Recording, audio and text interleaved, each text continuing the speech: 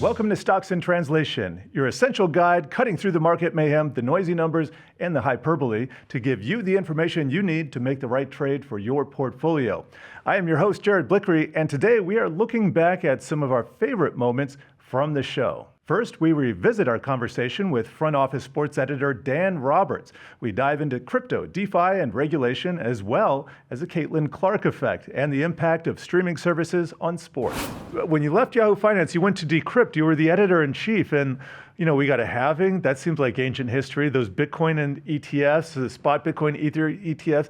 The news has been Trump, though, taking center stage at Bitcoin 2024 over the weekend. How do you see crypto now? Yeah, big time political news. And in fact, crypto always in interesting ways was really a political story. What was fascinating to me was the regulation aspect. Yes, there's DeFi, we'll talk about that. There have been attempts at mainstream consumer apps that use blockchain on the back end. There's meme coins. What affects all of it the most is regulation. And people in crypto, the minute you say that word, it's upsetting to them, it's triggering, it's kind of an unsexy topic, and yet it continues to be and has been all along. And I first wrote about Bitcoin in 2011 at Fortune, so I've seen it from the beginning. It has always been the most important thing. The shadow hanging over the industry is regulation. And the scourge of all of crypto for the past few years has been a man named Gary Gensler. That is the SEC chair. If we had some sound effects, I can imagine what they would sound like. Right. I want you to pause a second because this gets perfectly into our phrase of the day, decentralized finance, DeFi.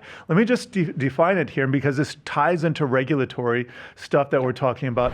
Decentralized finance uses blockchain technology to offer financial services like trading, lending, and borrowing without traditional banks. It operates through decentralized apps, also called dApps, or dApps, and smart contracts allowing users to interact directly. But with all the hiccups we've been talking about regulation, seems like DeFi was maybe a pipe dream. Does it still exist, a possibility? It still exists, and it's not just regulation, but in the case of DeFi, it doesn't always work. Sometimes an entire liquidity pool gets drained and they say, oops, well, it's decentralized. So, there's no centralized agent, there's no customer service to call when you've put your money into a DeFi platform and suddenly there's a hack or a breach. Of course, there's no blockchain Fed that comes in and lends, the token lender of last resort. Closest thing is probably Coinbase, although, they've taken big heat for not having enough customer service. But if you want to own a little crypto and you want to go through more of a trusted vendor, you'd probably just use Coinbase. It's publicly traded in the US. There's a little bit more trust there, although they've had their own problems with regulation. So DeFi still exists. I think it's fair to call it big picture a dream. It's a big picture dream. There's some things in DeFi working, but how do you define working? And the big number that everyone cites is the TVL of a certain liquidity pool or platform or blockchain. That's total value locked. But even that is kind of a misleading metric. And what I always say about DeFi, and it's been true for years, it's still true, sorry to all the big believers, is the amount of money that is tied up in DeFi pools total looks pretty big, pretty sizable. But the number of actual individual humans using this stuff is still pretty small. I think it's like fewer than 5 million people. This episode brought to you by the number 76 billion, and that is the size of the new mega deal over 11 years between the NBA and Disney, NBC Sports, and Amazon. And Amazon managed to edge out a perennial sports broadcaster, which is TNT, Dan. Another story for your beat. Is this another nail in the coffin for linear, or can we extrapolate something else here? Well, you could say, look at the fact that two of the other three partners are Disney and NBC, Comcast owned. So linear is okay if you look over at that, although of course we know that cord cutting has really hit ESPN over the years. Everyone loves to hit that story and say ESPN's in trouble, ESPN's dying. Not the case. But if you just zoom in on Amazon versus TNT, which is Warner Brothers Discovery, WBD, having its own morass of problems, as we know. In fact, Financial Times a week ago reporting that maybe they're already looking at splitting. That tie-up has not worked at all. But if you just look at Amazon versus WBD, Amazon has won. The NBA has crowned Amazon. And this is a huge win and a huge signal for seeing live sports broadcast on streaming. As part of Amazon getting this NBA package, it will be the first time ever that a major sports league's finals series, that is every game of the finals, will be exclusive to a streamer. I'm talking about the WNBA. You'll only be able to watch the WNBA finals on certain years on Amazon Prime.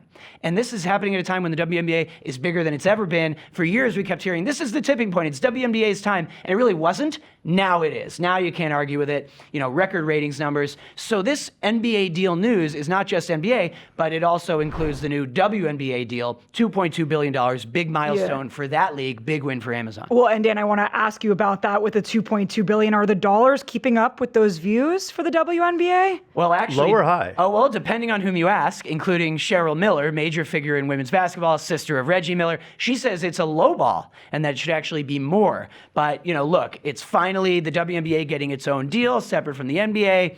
Let's just, I don't want to say hold your horses at all, but it will continue to grow from here. Even if it's a low ball, it's a major milestone. It's big growth for the WNBA.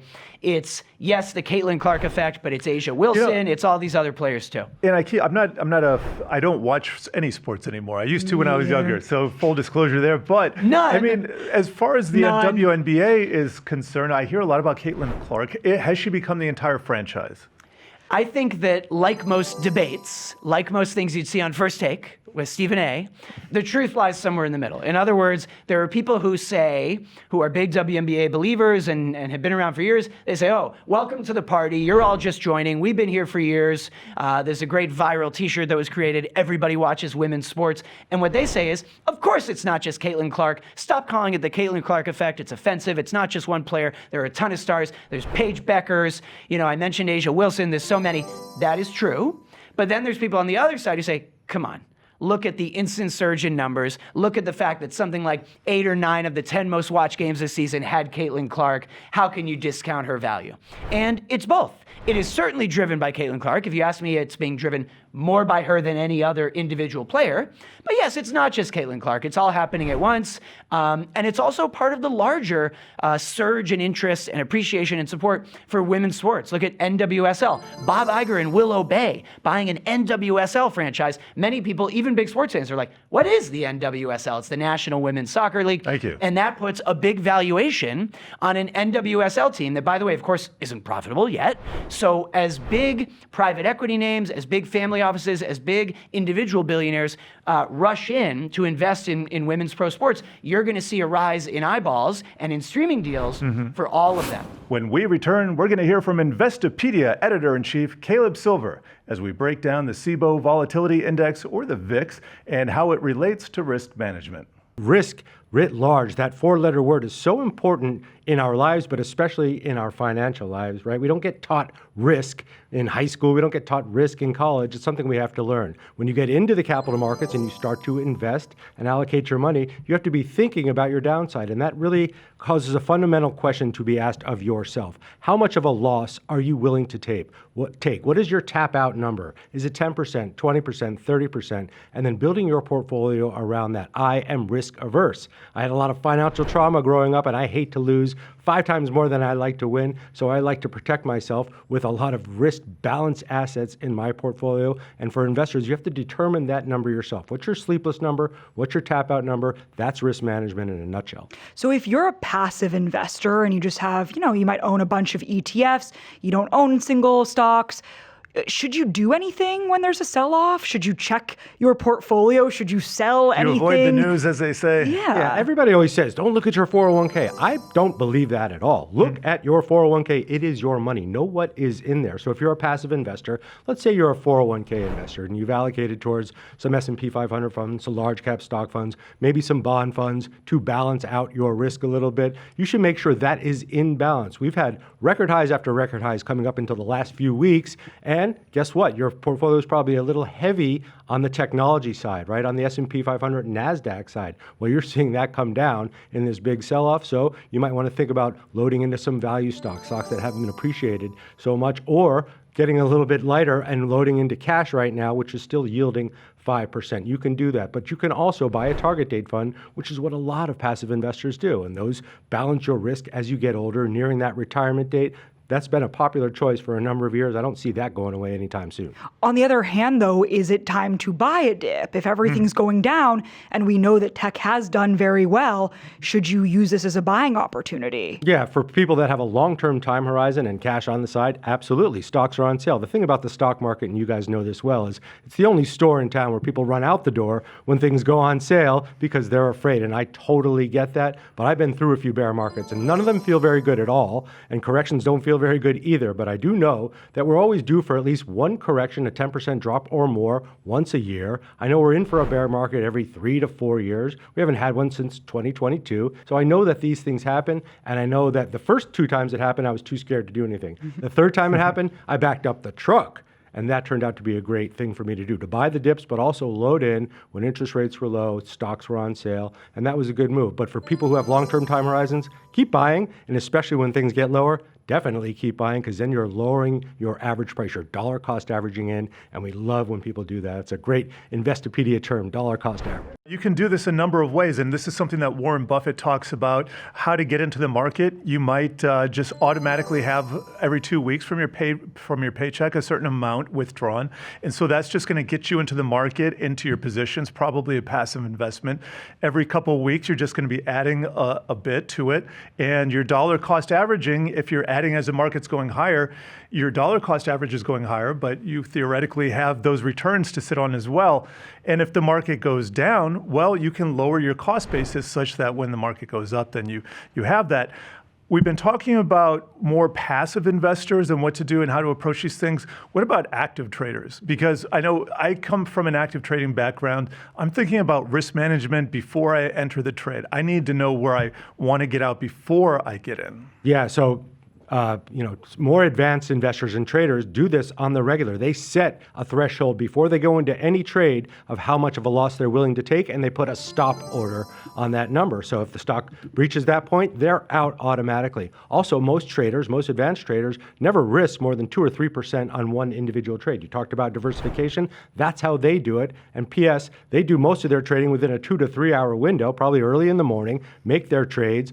They don't walk away with any money on the table, right? They don't get emotional about it. It is an equation, a math equation they're solving. So they're protecting themselves on the downside. They're mitigating their risk by not going in too hard on any one trade. They know their downside, and they also know at what level they're willing to take a profit, their limit price, for lack of a better word. They're setting that limit as well. So they have their range, and they're trading within the range. They are really good at risk management because you can't be a successful trader and make it to tomorrow unless you have risk management skills. Yes. One thing that I helped produce this morning was we checked in on the VIX, the fear gauge.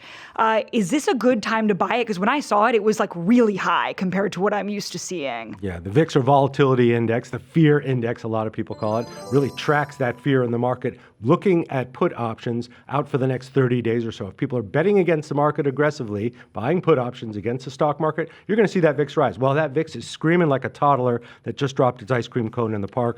It is on fire right now, and it's been asleep for like 2 years. Yes. So it's up right now. Is it a good time to buy it? No. The VIX is very volatile. You talk about catching falling knives. The VIX is one of them. And also, it's worth noting that the VIX was that measure of fear in the market for a very long time. But then we got 0 days to even options, and there's a lot of traders betting just on a little 8-hour period of stock market activity, and the VIX is kind of that 30-day look. So it's a bigger macro look, but it doesn't capture the intense volatility we're seeing moment to moment during sell-offs like these.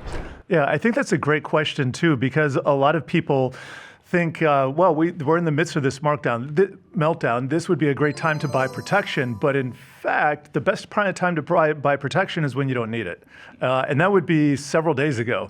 So it's a little bit late for that, but this conversation is about helping people prepare for the future. So how does this enter your thinking about risk management? Yeah, well, you mentioned that the best time to buy an umbrella is 3 or 4 days before the rainstorm. You go out when it's raining and they're about $10, $15 a piece. So yeah, it's a good time to always buy protection and make sure you're always have that understanding inside your portfolio. A lot of people don't even know what they have. So first of all, know what you own. Sure. Number two, make sure that you have protection. You are so-called hedged so that you're just not all loaded into 5 or 6 stocks. There was so much concentration in the stock market this year with NVIDIA and the mega cap techs and the semiconductor stocks. It was bound to spill over, and that's kind of what we're seeing here. Those stocks are getting sold off the most. But if you don't have protection, whether it's in the form of bonds or some cash to mitigate your losses here, you can still get 5%, as I said, in CDs or high yield savings account. You're going to feel this loss much more amplified than other people. So make sure you have that protection in your market. We have rules in our portfolio, in my family, where when markets hit a certain gauge, hit a certain level, we automatically shift and rebalance into other areas of the market. Now, I work with a professional. He does this for me based on our agreement of how much risk I'm willing to take and how much of a loss I'm willing to take. For people that don't have that and are doing it themselves, make sure your portfolio is balanced and that it's not all loaded into one sector of the market. For our final segment, we look back at our conversation with Ryan Detrick, the Chief Market Strategist for Carson Group, as we digest one of the patterns that investors love to lean on, seasonality. When you think about this year, I mean, it's an election year, yes. We had the best start to any election year since 1976, middle of the year. Then here comes August. When we get into the seasonality part of it, August sometimes gets these rare events. We've only, going to air quotes here, only had about 8.5%, mild correction so far. Now, most years see more than 5% pullbacks a year. You see a 10% on average. I mean, our take, we get into the details of this, we still do not see a recession. We still think it's a bull market. The headlines are scary, absolutely. But you know what? Most years have scary headlines and some scary pullbacks, and we're still optimistic that once we get through this rough patch, which could be sooner than later, we'll still have some pretty good gains left, Jared. You have been remarkably consistent in your call for no recession since last year. That was when it started not to come. And we want to get to our word of the day here, seasonality, because that kind of plays into our discussion. Seasonality refers to the predictable and recurring changes in data that happen at the same period every year. So, we can we were just talking before the show, we got S&P 500 data back to 1928, before the S&P 500 existed, so to speak. Wrap your head around that. But nevertheless, you can parse the data any number of ways, but sometimes there are some clear trends. And tell me how you use seasonality in your work. Yeah, we would never blindly just invest in seasonality, but I'll tell you, it is really amazing when you look at some of these seasonal trends. Listen, let's talk about August for a second here. Yes. August, historically, when August is down, it tends to really be down, like more than any other month. In 1990, Iraq invades Kuwait. 97, the Asian contagion. 98, Russian default led to the long-term capital management implosion. 2007, quant meltdown. 2011, we had the debt downgrade. The debt downgrade. 2015, the Chinese yuan devaluation, and here we are now with another currency around the globe. And listen. Is it random? Is it not? I don't know. But the reality is light volume. People are away in August. You get these big news events, and looking back, all those months we just mentioned were very big down months across the board, no question. People say crash and they think October, but August is a real killer too. When it's down, it really is. That is exactly right. And obviously we've had one of the worst starts to an August ever, kind of bouncing back a little bit. But I think that's one way to look at it. That you get these little clues with seasonality. Just this year, coming into this year. All right, the last 10 times you had a president up for re-election. Now, I know where you're going to next question where we're going with this, but when the president up for re-election, market's been higher the last 10 times, right? Market's doing just fine, and then we got some drama out of Washington. You could say that's kind of in the soup, so to speak, and kind of why we're having potentially a little volatility. But I think to answer your question, I think it's all about the end. I know people think the economy's slow, and we get into that. It is parts of it.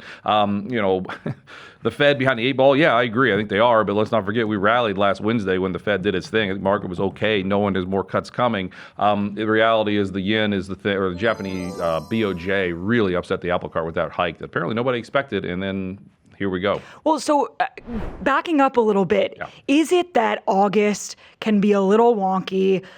From my perspective, just because it's, we're almost most of the way through the year. We're kind of closing in on the start of the third quarter shortly. Is there an event that precipitates something like this, or is it just that it's the end of summer and people start doing weird things? Yeah, I think, well, a little combination of all those, really. I mean, I think a lot of it does. Volume's usually light. I mean, you look. Yeah. I mean, what were we just dealing with before all this started? I know it was in July, but I mean, or June. Let's think about June just for a second here. The worst day in June. Remember what it was? Down 0.41%, 41 basis points on the S&P. The worst day all of June. Okay, and a good chunk of July was like watching paint dry as well. So you kind of can have that, and then boom, what we've seen throughout history, when periods get slow, there's volatility. Then you get a lot of volatility. Things get slow. So I think with that low volume, people. I mean, just on our team. I mean, a lot of people are on vacation the last week or two. It's like, oh my. I just think it's kind of all those things together, really. Okay. But it's just good to know. I think it's a good context to know. Yeah, and then following on that, what do you typically see in an election year? Sure. Yeah. Well, again, it's two-sided, if you will. Election years on average up about 7%. But when you historically you've had a president up for re-election, and again, I'm aware of what's happening right now, you tend to get a strong second half of the year. It's those lame duck years, 1960, 2000, 2008. Now, there's some big things happened in 2000 and 2008 that kind of skew those numbers. But that's just something to be aware of, and that's something we've been talking about a lot. And then you also look at elections. What do markets hate? Uncertainty, as most listeners probably know. And then you tend to get, what you really tend to get in most election years is this. A sell-off ahead of the election. Okay, just the last two elections. What do we see? 2016, 2020. Good weakness ahead of it. Then the uncertainties, over, once that election's over, then you get that upward bias. And I mean, we said a month ago, if we would have done this, I'd say, we'd be foolish to think we're only going to have 5% correction all year. That's what we had earlier this year. Ahead of an election, you're probably going to have more volatility. And I know this volatility, again, is because of what's going on probably with the BOJ. Nonetheless, that's what you tend to see. So we could have, I think we can talk about the VIX volatility. There's a lot of cool stuff going on there. But I think we're trying to carve out a low, but I mean, the low is in play. And just know September in an election year is not all that great. So I wouldn't be shocked at all if we had more scary headlines with that election around the corner. Let's talk about the data for a second. Data is actually not that bad. And, we had a slightly disappointing payrolls report last week. You can knock off you can blame part of that on the weather, but also I'm looking at defaults, credit card defaults. Those are running the right way. Those are going down. And so I'm just wondering, you haven't seen recession. Talk to me about the data, maybe the potential for an upswing here. Maybe that's the issue. Well, that's our case, right? We don't think there's a recession. You mentioned defaults are going down. Look at how many people are getting laid off, right? Layoffs are not spiking at all. I mean, usually you see layoffs spiking if there's a recession around the corner. Jobless claims pretty muted. Jobless claims, well, we had a little bit of a spike, but again, a lot of that potentially was what we just saw in Texas, right? I mean, Texas had a huge spike in initial jobless claims because of the storm. So we're watching that, but again, a lot of the consumer data, there's some cracks, yes, but again, it's not over the top. I mean, you think about market peaks, it's usually at excesses, right? I mean, yes, credit card debt, quote unquote, an all-time high over $1 trillion, but so is net wealth. Net wealth is up exponentially even more. So we call this denominator blindness. Yeah, numerator's up, but denominator, net wealth, if you own a house, you own a house and some stocks last 10 years, you're probably worth a lot more. And then the other big thing we hear all the time is, well, inflation's up a lot and it's really hurting. And there's no question inflation's up a lot. Since before COVID, the core PCE is up about 19%. That's the 20% is not nothing. Well, it's not nothing, but then you look at wages, you look at compensation up 25 and 26% on the whole. And you know whose wages are up even more? The lower 50%. So I'm not saying things are perfect out there, but there are some real positive, Jared, when we look at it, that we say this is overblown. One more comment, we all freaked out. We all, not me, but a lot of people freaked out last week. I don't know. Everyone freaked out when we had that manufacturing data last week from 300 purchasing managers that said they're not hiring, and everyone got all worked up about it. And then the jobs data came in a little wonky. Also, again, I think we're that you can say there's probably some weird things going on with the weather in Texas last week, or last month. But in reality, services number just came in yesterday. Yes, and services is really strong. Employment, new orders, business activity, that makes up a huge part of the economy versus the 10 or 11% for manufacturing. Not ignoring manufacturing, but it's like let's take the full picture here. Thank you for joining us in this very special look back at Stocks in Translation. Remember to like, subscribe, and comment on Stocks in Translation on Spotify, Apple Music, YouTube, or wherever you get the podcast.